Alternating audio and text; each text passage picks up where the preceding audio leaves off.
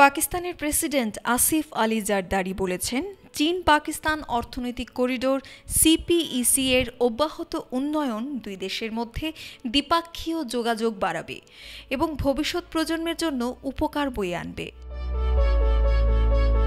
সম্প্রতি China global television network CGTN এর সাক্ষাৎকারে তিনি উল্লেখ করেন, সিপিইসির নতুন সংস্করণের উন্নয়নে অবকাঠামো, শিল্প সহযোগিতা, কৃষি, সামাজিক ও অর্থনৈতিক উন্নয়ন এবং তথ্য প্রযুক্তিতে মনোনিবেশ করা হবে।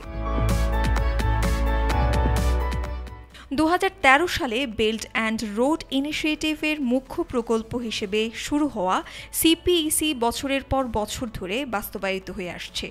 এটি পাকিস্তানের অর্থনৈতিক পরিসরও পরিবর্তন করেছে এবং চীনের সঙ্গে কৌশলগত অংশীদারিত্বকে আরও গভীর করে তুলেছে।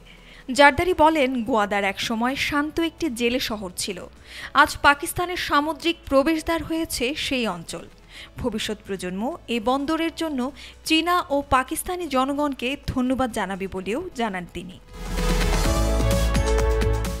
সিপিইসি এর পরিবহন অবকাঠামো পাকিস্তানকে অভূতপূর্বভাবে সংযুক্ত করেছে।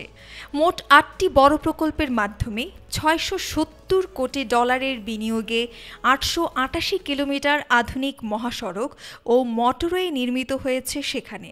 নির্মাণাধীন আছে 853 কিলোমিটার সড়ক, বিশেষ করে কারাকোরাম হাইওয়ে, যা চীন পাকিস্তান ফ্রেন্ডশিপ হাইওয়ে নামেও পরিচিত। সেটা উত্তর পশ্চিম চীনের সিনচিয়াং উইগুর স্বায়ত্তশাসিত অঞ্চলকে পাকিস্তানের পাঞ্জাব প্রদেশের সঙ্গে সংযুক্ত করেছে। ভবিষ্যতে এটি গোয়াদার বন্দরে পৌঁছানোর পথও খুলে দেবে। News desk, Dhaka today.